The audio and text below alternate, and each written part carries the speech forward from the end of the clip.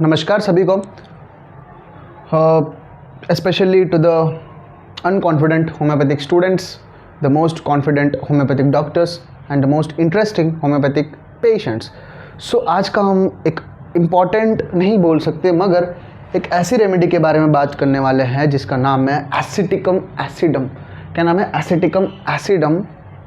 जो medicine frequently हम daily practice में तो यूज़ नहीं करते मगर इसके सिम्टम्स परफेक्टली मैच हो गए, मतलब ये एक कोई पेशेंट के अंदर अच्छा खासा सिमिलिमम बन रहा है तो ये एक जादू की तरह काम करती है। उसके मोस्ट ऑल द सिम्टम्स जो है वो हटा देती है। उसके जितनी भी दिक्कतें होंगे उसको एक बोलते हैं ना कि मतलब एकदम परफेक्ट मतलब हेल्दी स्टेट में ला के रख देती है ये रेमेडी। तो इसका नाम है एसिटिकम एसिडम, जिसको हम एसिटिक एसिड के नाम से भी जानते हैं। एसिटिक एसिड के नाम से भी जानते हैं और इसका दूसरा नाम है विनेगर। एक जेज क्लर्क की किताब में दिया गया है कि एक पर्सन विनेगर को रोज कंज्यूम करता गया।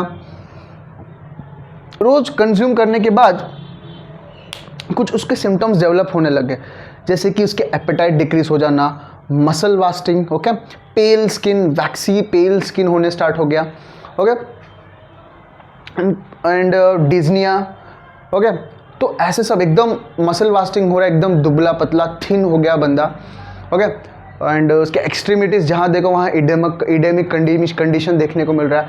तो ये जैसे जैसे विनेगर लेता गया फिर एंड में उसका हो गया श्रद्धांजलि, डेथ। जेज क्लर्क में दिया गया है, ओके। तो ये सब सिम्टम्स जो है वो विनेगर के आते हैं। तो हम विनेगर डेली बेस पे हम लेते हैं, बहुत सारे लोग डेली बेस में विनेगर लेते हैं डायरेक्टली और इनडायरेक्टली, मुझे भी इतना आइडिया नहीं है मगर लेते तो है। तो ये विनेगर इतना खतरनाक है मगर इसी खतरनाक चीज़ से हम इतने सारे पेशेंट्स को ट्रीट कर रहे हैं और ये बहुत अच्छे जादू की तरह काम करता है, लाइक अ मैजिक की तरह काम करता है ये मेडिसिन, ओके। तो है क्या मतलब, इसके सिम्टम्स के बारे में हम अभी देखेंगे, ओके। एसिटिकम एसिडम, ओके। इसके सिम्टम्स के बारे में बात किया जाए तो एसिटिक एसिड का पेशेंट जो होगा, यहाँ पर मैं ऐसे पॉइंट्स लिखूंगा जो की पॉइंट्स जो तुम्हें कंपलसरी याद रखने हैं एंड हम धीरे धीरे हम ये वाले वीडियो में डिस्कस करने वाले हैं। एलन स्कीनोट को टू द पॉइंट, एक एक पॉइंट को हम अच्छे से डीपली डिस्कस करते हुए जाएंगे ताकि हमें एलन स्कीनोट बहुत अच्छे से समझ आए और क्लिनिकली एलन स्कीनोट कितना इंपॉर्टेंट है सभी को पता है। और उसको थोड़ा और इन्हांस करते हुए दूसरी बुक का थोड़ा नॉलेज उसमें डालते हुए, थोड़ा मसाला डालते हुए हम और अपना नॉलेज को इन्हांस करते हुए एक अनकॉन्फिडेंट स्टूडेंट से हम कॉन्फिडेंट स्टूडेंट बन जाएंगे, ओके। कॉन्फिडेंट होम्योपैथिक डॉक्टर की तरफ जाते हैं। चलिए स्टार्ट करते हैं। तो एसिटिकम एसिडम का पेशेंट जो है ना एकदम दुबला पतला होता है, प्रोफाउंड एनीमिया देखने को मिलता है, ओके। Anaemic condition. मेरा एक दोस्त है, मैं उसका नाम नहीं लेना चाहता, मतलब एक वर्ड दिया गया है, इनहेरिटेड पिथेसिस। इनहेरिटेड पिथेसिस का मतलब, इनहेरिटेंस का मतलब तो पता है कि पूर्वजों से वो चीज़ आ रही है, एंड पिथेसिस का मतलब होता है एक वास्टिंग डिसऑर्डर, मतलब मसल वास्टिंग डिसऑर्डर। ये कहाँ हमको देखने को मिलता है? मोस्टली पल्मोनरी ट्यूबरकुलोसिस में देखने को मिलता है, जिसमें मसल पूरा वास्ट हो जाता है। अगर तुमने टीबी का पेशेंट देखा हो तो वो इतना दुबला पतला हो जाता है, इतना पतला हो जाता है कि वो हवा में उड़ जाएगा, इतना पतला हो जाता है, ओके। उसको कोई भी डिजीज आसानी से हो सकती है, उसकी पूरी इम्यूनिटी की वाट लग जाती है, ओके। तो ये उसी की तरह दिखता है ये अपना। इसकी कॉन्स्टिट्यूशन की बात किया जाए तो बहुत दुबला पतला होता है, प्रोफाउंड एनीमिया देखने को मिलता है। उसका पेल स्किन, एनीमिया हो तो पेल स्किन देखने को, वैक्सी स्किन, एकदम पेल होता है, वाइट होता है, उसकी पूरी स्किन सफ़ेद होती है, ओके। एंड मरसमस के पेशेंट में भी देखने को मिलता है। मरसमस का पेशेंट कैसा होता है? एकदम मरसमस के बच्चे, मरसमस कंडीशन में एब्रोटिनम में भी देखने को मिलता है, आयोडिनम में भी देखने को मिलता है। तो वो पेशेंट, मरसमस का पेशेंट जो है उसका पेट जो एकदम फुला हुआ रहता है, उसके एक्सट्रीमिटीज़ जो एकदम दुबले पतले होते हैं, नेक एकदम वास्टेड होता है, एकदम पतला, वहाँ के मसल्स पूरे वास्ट हो जाते हैं, ओके। ऐसे सब कंडीशन में एसिटिक एसिड जो है वो याद आना चाहिए हमें। कोई पेशेंट को हम दुबले पतले पेशेंट को देख रहे तो एब्रोटिनम एसिडम, एसिटिकम एसिडम, ये सब रेमेडीज अपने दिमाग में आना ज़रूरी है। एंड इसके हम आगे जाके हम रेमेडीज मतलब इसके सिम्टम्स अभी पढ़ेंगे आगे धीरे धीरे। तो चलिए स्टार्ट करते हैं। इसके सिम्टम्स। ओके, तो एसिटिकम एसिडम, सबसे पहले इसकी कॉन्स्टिट्यूशन की बात किया जाए, फिर मैं इसके इंडिकेशंस बताऊंगा एंड में, जो बहुत इंपॉर्टेंट इंडिकेशंस है जो हमें याद करने हैं पेशेंट को फाइंड आउट करने के लिए, बहुत अच्छे से काम करेंगे। ओके, चलिए स्टार्ट करते हैं। तो सबसे पहले इसकी कॉन्स्टिट्यूशन की बात करें,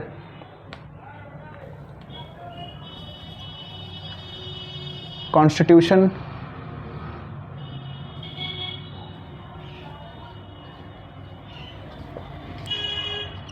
कॉन्स्टिट्यूशन की बात करें, अडेप्टेड टू पेल, कैसा दिखता है? पेल दिखता है। पेल क्यों है भाई? Due to profound anaemia. William Boericke के पहले लाइन में ही दिया गया है profound anaemia. And acidic acid के पेशेंट में एक wasting debility, okay, profound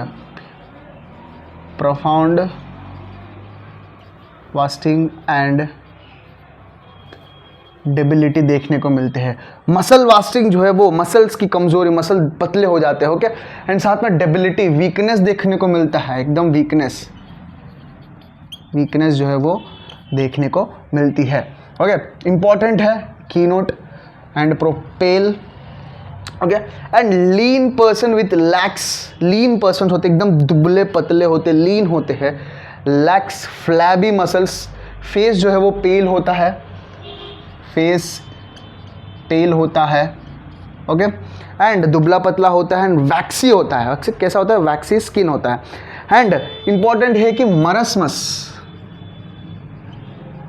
मरसमस 4 medicine में आते हैं जो तुम्हें बहुत अच्छे से याद रखने हैं। यहाँ पे दिया है एब्रॉट, एसिटिक एसिड तो है ही, आइडम, सैनिक एंड में ट्यूबरकुलर। ये 5 मेडिसिन तुम्हें मरसमस के याद होने चाहिए जब जब तुम्हें एक ऐसा दुबला पतला पर्सन, या मरसमस मोस्टली चिल्ड्रंस में देखने को मिलता है, मरसमस चिल्ड्रन तुम्हें देखने को मिले तो ये इनमें से मेडिसिन 99% हो सकती है। तो ये 5 मेडिसिन इंपॉर्टेंट है। एब्रॉटिनम जो मैंने कीनोट पढ़ा दिया एकदम डिटेल में बहुत अच्छे से। ओके, एब्रॉटिनम का कैंट से भी वीडियो लेक्चर इसका आ चुका है चैनल पर। Okay, marasmus and other wasting disease of children and other wasting disease, ऐसी वो डिजीजेस जिसमें मसल जो है वो वास्टिंग हो रहे हैं, मतलब end of the day muscle wasting जो है वो प्रोमिनेंट है इस मेडिसिन में। मसल वास्टिंग जो है एक प्रोमिनेंट है। और इंपॉर्टेंट पॉइंट ये है कि इस मेडिसिन में कि इनहेरिटेड पैथेसिस जो आगे दिया है, इनहेरिटेड पैथेसिस जो इंपॉर्टेंट कीनोट है इस मेडिसिन में, लिख लो अगर तुम नोट्स लेके बैठे हो तो। इनहेरिटेड पैथेसिस, जो मेरा दोस्त है वहाँ पे मैं भटक गया, उसका नाम नहीं लेना चाहता मैं, वो पर्सन एकदम थिन है, उसको माइनर थैलेसेमिया है। क्या है उसको? Minor thalassaemia. वो एकदम ही क्या बोलते हैं, कॉन्स्टिपेटेड रहता है, हरदम एनी टाइम कॉन्स्टिपेटेड रहता है, एकदम वीक होता है, ऐसे पूरा हिलते हिलते हुए चलता है बंदा, एकदम उसका स्किन भी बहुत पेल है, उसकी गर्लफ्रेंड से भी वो ज़्यादा गोरा दिखता है, एकदम वैक्सी स्किन है उसका, एंड एकदम वीक दिखता है वो। कभी भी उसके चेहरे पे एक एनर्जी जैसी चीज़ें दिखेगी नहीं, वो कभी ऐसा लगता है कि ये हरदम बीमार ही है, हमें ऐसा लगता है कि अभी उसको कुछ हुआ है, बीमार है। एंड ऐसे पेशेंट्स कैसे होते हैं कि उसके सर्जरी के बाद, एनेस्थीसिया के बाद बहुत और वीक हो जाते हैं, इनके सिम्टम्स जो है वो बढ़ जाते हैं। ओके, पोस्ट सर्जरी के बाद, पोस्ट एनेस्थेटिक के बाद, एनेस्थीसियास के बाद ये जो पेशेंट जो होते हैं इनके कंप्लेंट जो है वो बहुत ज़्यादा बढ़ जाते हैं। ओके, तो इनहेरिटेड पैथोसिस। एंड जब हम सब मिलके फर्स्ट ईयर में पिकनिक गए थे तो उसके फादर उसको छोड़ने के लिए आए थे, तो मैंने नोटिस किया कि उसके फादर भी एग्जैक्टली उसकी तरह दिखते हैं, मगर the prominent thing is mostly fathers अपने बच्चों की तरह ही दिखते हैं, मगर द प्रोमिनेंट थिंग इज जो पैथेसिस, जो वास्टिंग डेबिलिटी, जो दुबलापन, जो एकदम पतला थिन, वो चीज़ उनके फादर के साथ भी थी। एंड उसके मैंने भाई को भी देखा, बड़ा भाई को, वो भी वैसा का वैसा ही था। वो उसके पूरे फैमिली में वो वास्टिंग डेबिलिटी उनके पूरे फैमिली में था ही। उसकी वॉइस एकदम हार्ड है, मगर जो वास्टिंग कंडीशन है वो प्रोमिनेंट है। So this is all about the constitution of the acetic acid patient from the Allen's keynote. Okay, चलो हम आगे बढ़ते हैं, फिजिकल जनरल्स की बात करते हैं. फिजिकल जनरल्स की बात करते हैं. सबसे पहला पॉइंट है हेमरेज. कीनोट है haemorrhage from every mucous outlet. ध्यान से सुनो, म्यूकस सारे म्यूकस मेम्ब्रेन नहीं है. अभी देखो ब्राइनिया के मेडिसिन में कैसा होता है कि dryness of all mucous membrane of whole body, पूरे बॉडी में हर एक जगह म्यूकस मेम्ब्रेन जो है ड्राई है. मगर यहाँ पे म्यूकस ऑफ आउटलेट जो बाहर की तरफ जो म्यूकस आउटलेट है, जैसे कि nose, throat, lungs, stomach, bowels, uterus, metrorrhagia का मतलब होता है कि एबनॉर्मल ब्लीडिंग फ्रॉम यूट्रस. वही हुआ. ओके, क्या होता है मेट्रोरेजिया. सबसे पहला ये है metrorrhagia. And vicarious traumatic epistaxis. Vicarious मतलब जहाँ से ब्लीडिंग आनी है फीमेल्स को, जहाँ से मेंसेस आते हैं उसके जगह छोड़ के वहाँ ब्लीडिंग आना बंद हो जाता है, सप्रेस हो जाते हैं, वहाँ पे ब्लीडिंग नहीं आता. उसके जगह से क्या होता है कि ट्रॉमेटिक एपिस्टेक्सिस, नाक से खून आना चालू है. ट्रॉमेटिक, वो भी ऐसा लगता है कि कुछ चोट लग गया है, एकदम ऐसा ट्रॉमेटिक कंडीशन में चला, क्योंकि वो पर्सन पहले से ही, वो फीमेल जो है वो वास्टिंग डेबिलिटिक कंडीशन में है, पहले से ही वो एकदम वीक होते हैं, एनीमिक होते हैं, तो उनके नाक से जो खून निकलता है एकदम ट्रॉमेटिक एपिस्टेक्सिस की तरह रहता है. ओके, विकेरियस होता है, vicarious traumatic epistaxis. Okay, important है ये जो पूरा जो हेमरेज वाला पार्ट है, मोस्ट इंपॉर्टेंट है. मगर ये वर्ड हेमरेज है बहुत इंपॉर्टेंट है. हेमरेज फ्रॉम म्यूकस आउटलेट, की note. Okay, great prostration important है. अभी कोई बंदा है, ये जो मैं अपने फ्रेंड की बात कर रहा हूँ, वो बहुत वीक होता है, एकदम ऐसे वीक हो जाते, जल्दी थक जाता है, ऐसे करके वो चलता रहता है. हम उसको देख के, अगर तुम एनर्जी के साथ आ रहे हो, उसको देख के तुम और वीक हो जाओगे, इस तरह दिखता है वो. वास्टिंग डेबिलिटी, ये सब वीकनेस देखने, इससे हमें क्या होता है, ग्रेट प्रोस्ट्रेशन, नहीं सिर्फ ग्रेट प्रोस्ट्रेशन. तुम अगर तुम्हारे सोशली तुम नोटिस करोगे, सोशली तुम थोड़ा ऑब्जर्वेशन करोगे, तुम्हें ऐसे पेशेंट्स मिलेंगे. कुछ तुम ऐसे लोगों को ज़्यादा देखते होंगे आज के टाइम पे जिनके पेरेंट्स मोटे होते हैं, एकदम ओबिसिटी होती है, उनके बच्चों में भी ओबिसिटी आ जाती है. मगर आज के टाइम में ऐसे लोग कम देखते होंगे जिनके पेरेंट्स दुबले पतले होते हैं, वास्टिंग डेबिलिटी होती है, वो इनहेरिटेंस में आकर वो भी बच्चे भी वो कम देखने को मिलता है. तो एक बार नोटिस करेंगे तो हमें दिखेंगे उनके पेरेंट्स भी दुबले पतले होते हैं, एकदम लीन होते हैं. ओके, एंड उनके बच्चे भी वैसे ही होते हैं, वास्टिंग डेबिलिटी हमें देखने को मिलता है. एंड ये ऐसे पेशेंट्स जो टीबी उनमें ज़्यादा आने की आवश्यकता है, टीबी उनमें ज़्यादा आने की मतलब चांसेस ज़्यादा होते हैं. ग्रेट प्रोस्ट्रेशन आफ्टर इंजुरीज, क्या होता है, आफ्टर इंजुरीज के बाद वो पहले से ही वीक है और उसको चोट लग जाती है तो वो और वीक हो जाता है. And after surgical shock, after anaesthesia, not only injuries but also surgical shocks, surgery के बाद post surgery and anaesthesia. Important है हर एक लाइन, कीनोट्स का एक एक लाइन बहुत महत्वपूर्ण है. एंड हो सके तो ये कीनोट्स का लेक्चर देखने के बाद, या अगर तुमने कभी पढ़ा भी है मेडिसिन, हो सके तो जेएच क्लर्क सर के किताब से एक बार इसकी जो कैरेक्टरिस्टिक सिम्टम्स हैं वो एक बार अच्छे से पढ़ के नोट डाउन कर लेना, क्योंकि जेएच क्लर्क एक ऐसी किताब है जो विलियम बोरिक हम क्लिनिक में यूज़ करते हैं, उनके हर एक सिम्टम्स को जेएच क्लर्क सर ने एलेबोरेट करके अच्छे से समझाया है. तो वो तुम पढ़ोगे तो वो तुम्हें और ज़्यादा अंडरस्टैंडिंग मिलेगी. अपने को क्या अंडरस्टैंडिंग अच्छे से होगा तो हम पेशेंट्स को हम सिमिलिमम आसानी से दे सकते हैं. जितना ज़्यादा सिमिलिमम होगा उतना जल्दी क्योर मिलेगा, उतना जल्दी रिजल्ट मिलेगा, उतना जल्दी तुम्हें कॉन्फिडेंस आएगा, उतना ही पेशेंट खुश होगा, उतना ही जल्दी तुम्हें सक्सेस मिलेगी तुम्हारे प्रैक्टिस में. ओके, आगे बढ़ते हैं। थ्रस्ट, ये एसिटिक एसिड का थ्रस्ट बहुत इंपॉर्टेंट की सिम्टम है।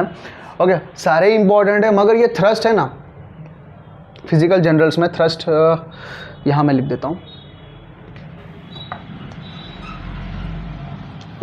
गेस करो कि मतलब कैसा होना चाहिए, इतना दुबला पतला है, प्रोफाउंड एनीमिया है, इसका थ्रस्ट कैसा होना चाहिए? ऑब्वियसली कैसा होगा?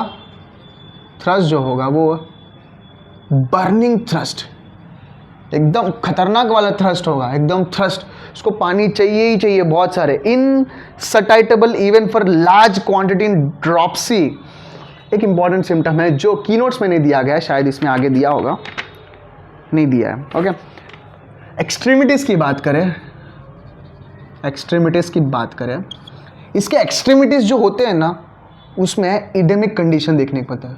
इडेमा, जब तुम बुक पढ़ोगे J.H. क्लर्क सर की या कैंट सर की, या तुम विलियम बोरिक भी पढ़ रहे हो, उसमें इडेमा देखने को मिलता है।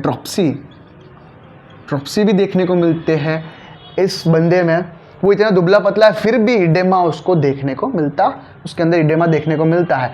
ये वही बताना चाहते हैं, insatiable even for large quantities इन dropsy. Okay, oedema in extremities, oedema in extremities, oedema in extremities, ये सब होने के बावजूद भी इनसटाइटेबल वो अपने थ्रस्ट को, मतलब बोलते हैं ना कि प्यास को रोक नहीं सकता, ज़्यादा लार्ज क्वांटिटीज ऑफ ड्रॉप्सी होने के बावजूद भी। ओके, एंड डायबिटीज, ये हाँ इंपॉर्टेंट, एक अच्छा थेरापेटिक है डायबिटीज को ट्रीट, मतलब एसिटिक एसिड ने बहुत सारे डायबिटीज पेशेंट्स को न्यूट्रलाइज किया है। ओके, डायबिटीज को अच्छे से ट्रीट किया। डायबिटीज में क्रोनिक डायरिया, और एक इंपॉर्टेंट चीज, क्रोनिक डायरिया,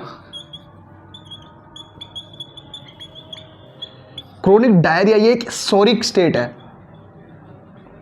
सोरिक स्टेट मतलब स्टार्टिंग स्टेज है। क्रोनिक डायरिया एक ऐसा स्टेट होता है जो डर की वजह से, एंजाइटी की वजह से, रेस्टलेसनेस की वजह से, कोई भी कंडीशन बोल सकते हैं, इरिटेबल IBS कंडीशन की वजह से भी वो क्रोनिक डायरिया कंडीशन में जाकर हैवी फ्लूइड्स लॉस होने की वजह से उसके मसल वास्टिंग होने के चांसेस ज़्यादा हो जाते हैं, क्योंकि वो डिहाइड्रेटेड रहता ही है। ये जो पेशेंट इतना सब कुछ लेने के बाद वो डिहाइड्रेटेड ही रहता है। Okay, large quantity of water चाहिए, बर्निंग थ्रस्ट है, फिर भी उसका प्यास खत्म नहीं होता है। Chronic diarrhoea most important keynote symptom है, क्रोनिक डायरिया देखने को मिलता है। एंड थ्रस्ट का एक और मतलब रेड लाइन सिम्टम है, तुम देखो क्लिनिक कीनोट्स में रेड मतलब ऐसे कि बोलते हैं कि जो डार्क वर्ड्स यूज़ की है उसका मतलब 3 डिग्री, मतलब वो सिम्टम्स को तुम्हें याद रखना ही है, वो सिम्टम्स तो पेशेंट में मैच होने ही चाहिए। एंड जो इटैलिक लिखा है, ऐसे क्रॉस लिखा है, वो मीडियम में आते हैं, 2 डिग्री में आते हैं, जो नॉर्मल लिटरेचर में लिखा है वो नॉर्मल है, वो तो ओके। एंड थ्रस्ट, इतनी बर्निंग थ्रस्ट होने के बावजूद भी जब एसिटिक एसिड का पेशेंट के अंदर जब फीवर आ जाती है, यहाँ एसिडिक एसिड के पेशेंट के अंदर फीवर आ जाती है, फीवर आने के बाद नो थ्रस्ट इन, ये अगर तुम एग्जाम में ये मेडिसिन भी आया है या कोई पूछा है तो इस लाइन को ऐसे मतलब स्टैंप मार के बोलना है। क्या बोलना है? स्टैंप मार के बोलना है। ये हुआ एक्सट्रीमिटीज आर इडेमा, फिर भी इसको बर्निंग थ्रस्ट है। Okay, haemorrhage from mucous outlet and profound anaemia, wasting debility, weakness, great prostration after injuries and surgical. Sir ये सारी चीज़ें क्लिनिकली हमें बहुत इंपॉर्टेंट है। आगे बढ़ते हैं।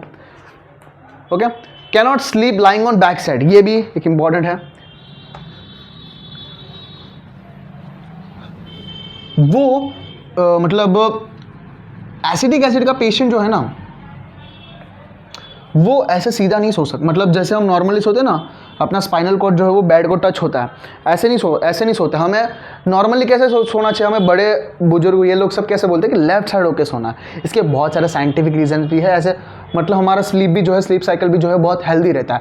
मगर कुछ कंडीशंस में जब हम केस टेकिंग भी लेते हैं ना, हम पूछते हैं कि तुम किस तरह सोते हो, किस तरफ करवट करके सोते हो, इस तरफ सोते हो राइट साइड या इस तरफ सोते हो या ऐसे सोते हो या किसी के ऊपर पैर डालते हो, तुम्हें कोई ऐसी आदत है नींद में, ये सब हम पूछते हो। एक इंपॉर्टेंट प्रोमिनेंट चीज़ है, अगर पेशेंट लेफ्ट साइड सो रहा है तो हम उस चीज़ को इग्नोर करते हैं। अगर पेशेंट राइट साइड सो रहा है उस चीज़ को भी हम मोस्ट ऑफ द स्टेट में इग्नोर कर देते हैं। 1 second, okay, and most of the state में उस चीज़ को इग्नोर कर दे। मगर पेशेंट पेट बल में सो रहा है, मतलब पेट को बेड की तरफ टच करके सो रहा है, ऐसा सो रहा है, वो एक इंपॉर्टेंट सिम्टम हो जाएगा उस पर। वो एक पर्टिकुलर रीजन की वजह से पेशेंट ऐसा सोता रहता है।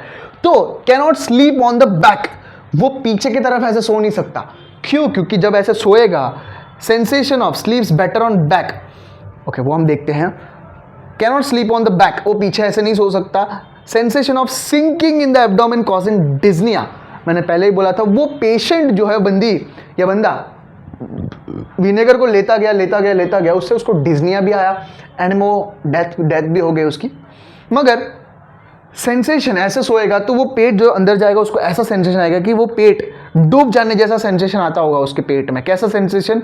जब हम बस में बैठते एंड में पीछे बैठते हैं या हम वो झूले में बैठते, कैसे sensation, sinking sensation in abdomen, वैसी वाली फीलिंग उसको आती है, जिसकी वजह से उसको डिज्निया देखने को मिलता है, उसको डिज्निया। ओके, इंपॉर्टेंट है, can't sleep on the back side, वो नहीं सो सकता इसके वजह। क्यों? क्योंकि सिंकिंग लाइक इंपॉर्टेंट है ये सेंसेशन। पेशेंट बोलता है मैं ऐसे सोता हूँ तो मुझे ऐसा लगता है कि पेट में कुछ ऐसा गुड़गुड़ हो रहा है, कुछ अजीब सा सेंसेशन हो रहा है, तो हमें वो की नोट को लेना है, sinking like sensation in the abdomen. इस वजह से ये इसको आगे जाके डिज्निया क्रिएट करती है। इस वजह से वो ये वाले पोजीशन में नहीं सो सकता, इसीलिए वो कंफर्टेबल हो जाता है। Rest better lying on belly, rest better lying on belly, key note है। ओके, और वो कौन सा पेशेंट है जो स्लीप्स बेटर ऑन बैक, आसानी से बैक सो सकता है? आर्सेनिक। ओके, एंड आगे नेक्स्ट जो है वो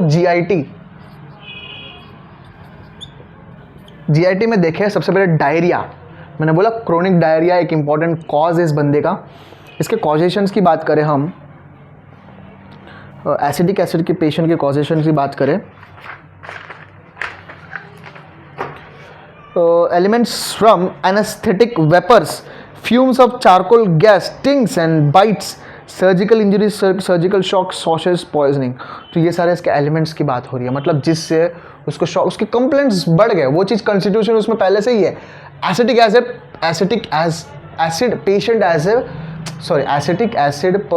ए पर्सन वो नॉर्मल था, मगर ये सब एलिमेंट्स की वजह से उसके सिम्टम्स जो है वो एसिडिक एसिड पर्सन जो है पेशेंट में कन्वर्ट हो गया। ओके, इसके जीआईटी की बात करें, डायरिया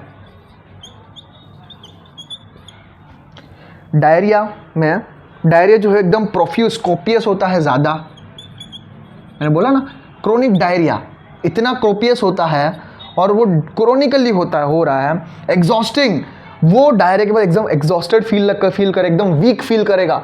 ओके, रोज वो चीज़ जा रहा है। एब्रोटिनम के पेशेंट में, आई थिंक एब्रोटिनम के पेशेंट में क्या होता है कि वो जो भी एसिमिलेशन का प्रॉब्लम उसमें होता है। एसिमिलेशन का प्रॉब्लम मतलब जो भी खाना वो खाता है, एक बार जाके की नोट्स खोलो, जो भी एब्रोटिनम पेशेंट या बच्चा जो भी खाता है वो खाना अच्छा खा लेता है, मगर उसका एसिमिलेशन बहुत गंदा होता है। जैसे कि कैलकेरिया का आपका बच्चा, उसका एसिमिलेशन इतना गंदा होता है, सही नहीं होता, जिसकी वजह से वो सारा न्यूट्रिशन अपनी बॉडी को नहीं मिलता। जो भी वॉशरूम होता है, डायरिया होता है उसको, उसमें जो भी खाना जैसा खा रहा है वो डायरिया से निकल जाता है। ओके, तो उस वजह से उसमें जो है debility, wasting debility, marasmus, okay, thin रहना, दुबला पतला रहना, मसल वास्टिंग, ये सब कंडीशन देखने को मिलते हैं। ओके, तो ये copious diarrhoea one type of causation बोल सकते हैं। एग्जॉस्टिंग होता है ग्रेट थ्रस्ट, मैंने बोला ग्रेट थ्रस्ट। कैसा थ्रस्ट होता है? बर्निंग थ्रस्ट होता है, मगर फीवर में कोई थ्रस्ट नहीं होता है। ओके, एंड इन ड्रॉप्सी में भी, ड्रॉप्सी मतलब पूरी बॉडी में हर जगह पानी भर चुका है, एडेमिक कंडीशन देखने को मिलता है, फिर भी डायरिया देखने को मिलता है। एंड इन ड्रॉप्सी टाइफस, ये एक वर्ड दिया है, टाइफस क्या होता है? टाइफस एक ऐसा इन्फेक्शियस डिजीज़ है जो बोलते हैं ना बालों में जू आ जाते हैं, जू आ जाते हैं, बालों में जू आ जाते हैं कीड़े, उनकी वजह से ये टाइफस इन्फेक्शियस डिजीज आ जाता है, जिसके ये क्या क्या करता है, फीवर कॉज करता है, सीवियर पेन होता है, severe pain in the head, dark red spots on the body, body के ऊपर रेड स्पॉट्स, ये सब कंडीशन हमें देखने को मिलते हैं। पिथेसिस मैंने बोला था, पिथेसिस का मतलब क्या होता है कि प्रोग्रेसिव वास्टिंग डिजीज, क्या होता है, प्रोग्रेसिव वास्टिंग।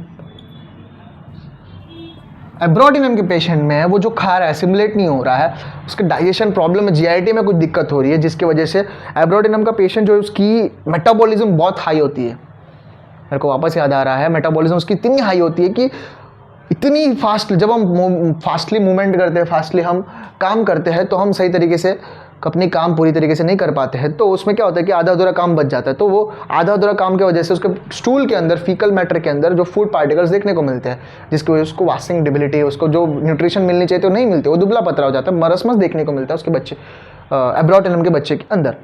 और ये पेशेंट जो होता है एसिटिक एसिड का पेशेंट, कोपियस डायरिया होता है, इतना पानी पीता है, ओके, घबराहट उसमें होती है, इरिटेबिलिटी कंडीशन होती है, इतना दुबला पतला है, उसको ऐसा कंडीशन है, तो उसमें इरिटेबिलिटी इसकी माइंड सिम्टम एक इंपॉर्टेंट है, इरिटेबल होता है, कॉन्फिडेंस इसमें बहुत लो होती है, ऐसे पेशेंट्स बहुत लो, लेस कॉन्फिडेंस होते हैं, प्रोस्ट्रेटेड होते हैं, ऐसे बैठे रहते हैं, ओके, दुबले पतले होते हैं एकदम, ओके, इनकी हाइट भी इतनी लंबी नहीं होती, okay okay. Progressive wasting disease and okay with night sweats. Night sweats कौन से डिजीज में देखने को मिलता है? प्रोग्रेसिव वास्टिंग डिजीज हम कौन से किस में देखने को मिलता है? टीबी, और टीबी में ही नाइट स्वेट्स होते,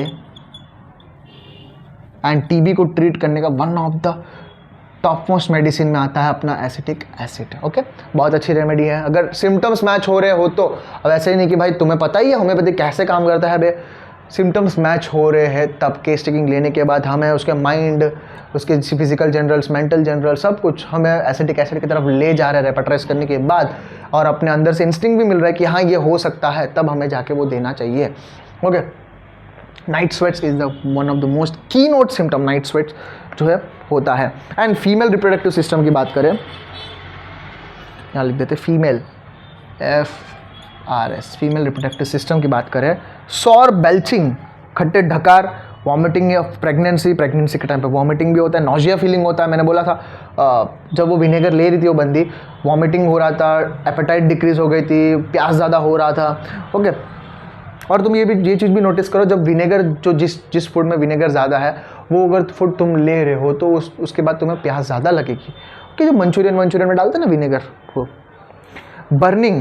बर्निंग वाटर वॉश मतलब वैसा ढकार आते समय एकदम ऐसा, ये कौन से बर्निंग वाटर वॉश कौन से कंडीशन में देखने में? In GERD, gastroesophageal reflux disease में देखने को मिलता है। Sour taste in the mouth due to acid, खट्टे ढकार इसीलिए आते हैं क्योंकि वो एसिड रिफ्लक्स ऊपर आता रहता है, okay.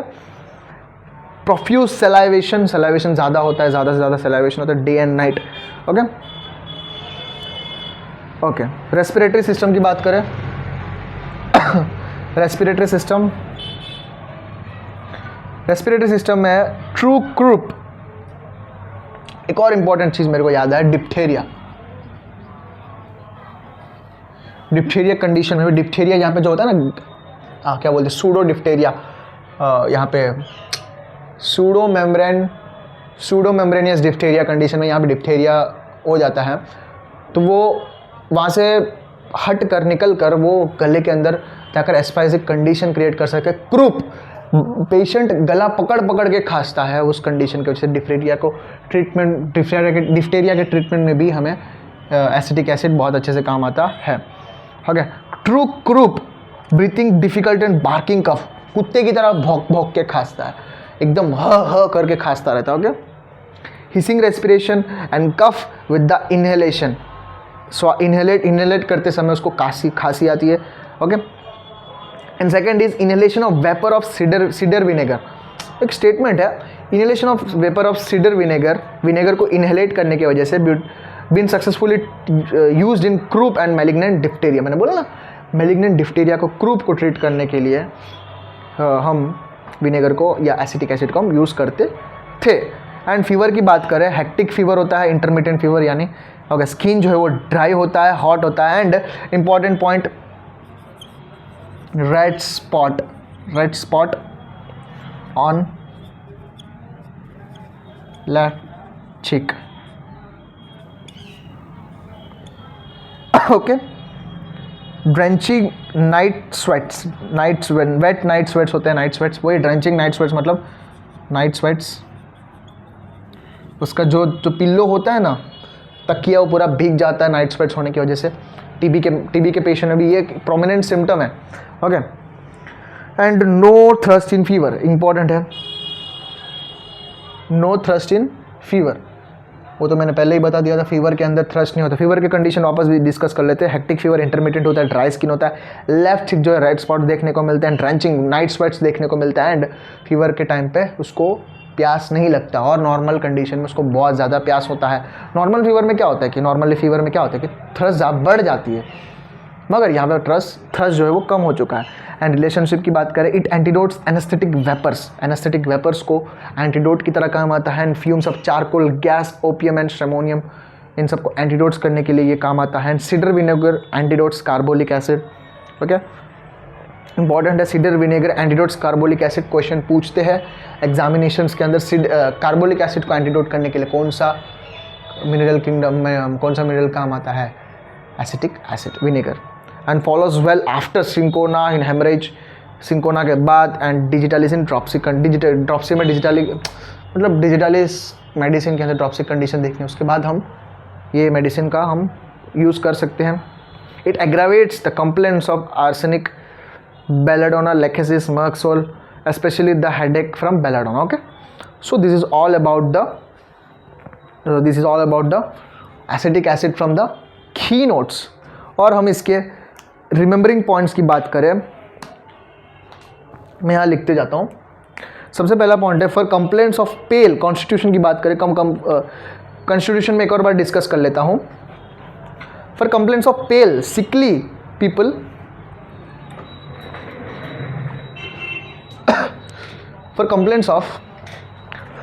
for complaints of pale sickly people, pale lean person with lax flabby muscles, face pale waxy. Okay, sickly people, Kent ने एक वर्ड यूज किया है, sickly people। मैंने वो चीज़ एक्सप्लेन भी किया है कि ये जो पेशेंट्स जो होते हैं ना, ये जो पेशेंट्स एकदम ऐसा लगता है कि कुछ तो डिजीज़ इनमें चल ही रहा है, इतने दुबले पतले होते हैं, एनर्जेटिक एक्टिविटी इनकी बहुत लो होती है। ओके, जल्दी इरिटेबल होते हैं, एंड इमोशनल स्टेबिलिटी भी बहुत कम रहती है। Okay, and who have inherited phthisis, जो मैंने पहले ही बताया था, inherited phthisis. Okay, key notes हैं इनहेरिटेड पैथेसिस। सिकली पीपल होते हैं, कैसा होता है, इसके कॉन्स्टिट्यूशन की बात करें, सिकली पीपल, पेल, वैक्सी, वास्टिंग डेबिलिटी होता है, वास्टिंग डेबिलिटी, एंड अभी एक सिम्टम्स क्या बोला था, इनहेरिटेड पैथेसिस।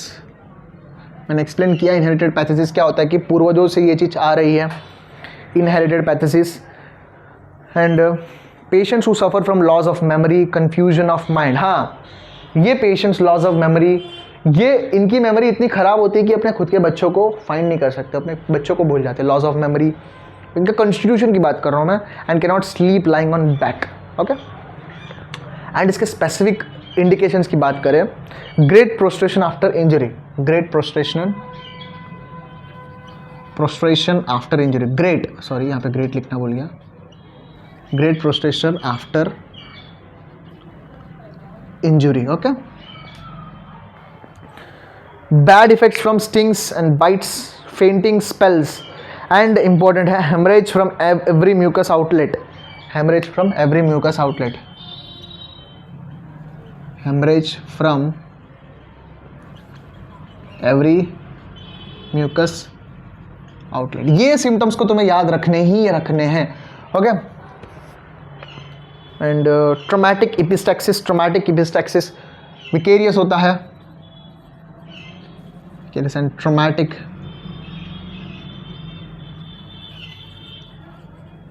जब तुम्हें कॉन्स्टिट्यूशन सिम्टम्स मिल रहे हो और साथ में ये सब कंडीशन तुमको मिल रहे हो तो तुम ये मेडिसिन यूज़ कर सकते हो।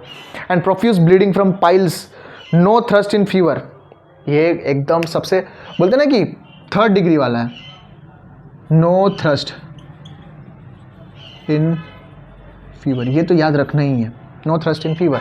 मगर नॉर्मली क्या होता है, बर्निंग थ्रस्ट होता है,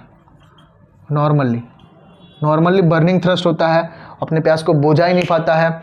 and extremities are dropsic oedemic होते हैं and sour belching, okay, sour belching and vomiting, nausea vomiting में भी एसिटिक एसिड बहुत इंपॉर्टेंट है, okay, sour belching and vomiting, okay, and edema of extremities with diarrhea and chlorosis with scanty menses, laryngeal diphtheria जो मैंने बोला था, hectic fever, skin dry and hot, red spot on left cheek and drenching night sweats जो मैंने अभी की notes पे बताया, जो मैंने नोट्स लिखे हैं उसमें से बता रहा हूँ। Marasmus and other wasting diseases, okay, marasmus की बात करें, बहुत सारे मेडिसिन है मरसमस के, ओके, एब्डोमेन पे लाई होने की वजह से कुछ 2 medicine acetic acid and dropsy with thrust, okay, dropsy उसकी बॉडी में हर जगह पानी भर चुका है फिर भी उसको इतना, ओके, अनसटाइटेबल थ्रस्ट, वो अपने थ्रस्ट को रोक ही नहीं पा रहा, okay, so this is all about the एसिटिकम एसिडम, जिसको हम विनेगर के नाम से भी जानते हैं। थोड़ा बोरिक भी देख लेते, इंट्रोडक्शन हो जाएगा। The leading feature of acetic acid are excessive wasting and lasting debility, okay, and profound anaemia with waxy pallor, मैंने बोला ना प्रोफाउंड एनीमिक होता है, एंड साथ में विथ वैक्सी पेलर ऑफ फेस जो है पेल होता है, फ्रीक्वेंट फेंटिंग, वो फेंट हो जाता है क्योंकि एनीमिक है, पेलर है, ओके, इतना दुबला पतला है। Intense thirst but no thirst in fever, burning thirst, intense thirst, वो सब एक ही है मगर फीवर में थ्रस्ट नहीं है। बर्निंग इन थ्रॉट में बर्निंग हो रहा है। डिज्निया, वीक हार्ट होता है, ओके, वॉमिटिंग, प्रोफ्यूज यूरिनेशन, हाँ एक इंपॉर्टेंट सिम्टम मैं यहाँ लिखना भूल गया है, की नोट में भी नहीं दिया गया, मैं लिख देता हूँ। प्रोफ्यूज पेल यूरिन, इंपॉर्टेंट की नोट है। कैसा हो रहा है, profuse pale, I am really sorry, profuse pale urine, okay fine. कैसा हो रहा है, profuse pale urine, specially in pale lean persons with lax flabby muscles, जो मैंने बोला है पेल लीन होते हैं, लैक्स फ्लैबी मसल्स होते हैं। It has the power to liquefy, important की नोट है जो की नोट में नहीं दिया गया, it has to liquefy albuminous and fibrinous deposits, albuminous and fibrinous deposits को वो लिक्विफाई कर सकते हैं। And epithelial cancer internally and locally, okay, so ये बोरिक का थोड़ा इंट्रोडक्शन है, मैं सोचा हो जाएगा, छोटा मेडिसिन है, कुछ की नोट्स बस उतने याद रखो। और साथ में सिकली पीपल होते हैं, थोड़ा इसका फील ले लो, दुबला पतला है, वॉमिटिंग, जल्दी सिकली हो जाता है, नाइट स्वेट्स, तो वो तुम्हें सिम्टम्स जो तुम्हें प्रॉपरली याद रखें। जब यहाँ मैं लिखते समय जो भी मुंह से बोला हूँ या यहाँ मैं लिखा हूँ, ये सिम्टम्स तुम्हें पर्टिकुलरली याद रखने वाली चीज़ें हैं, ओके। और अगर तुम एग्जाम के लिए प्रिपेयर हो रहे हो तो की नोट्स तो याद रखना इंपॉर्टेंट है ही। So this is all about the aconite बोल रहा हूँ, acetic acid from Allen's key note. I hope तुम्हें एक लाइन तुम्हें याद हो गया होगा, ओके। अभी जाके हो सके तो JH क्लर्क से या कैंट के किताब से या कोई अच्छे किताब से तुम इस मेडिसिन को और अच्छे से पढ़ो, जितना हो सके उतना अलग अलग मटीरिया मेडिका से पढ़ो, उससे अपना कॉन्फिडेंस भी बढ़ेगा। And obviously unconfident homeopathic students से एक कॉन्फिडेंट होम्योपैथिक डॉक्टर बनेंगे, एंड में इंटरेस्टिंग होम्योपैथिक पेशेंट्स को हम ट्रीट करेंगे, okay. So this is all about acetic acid.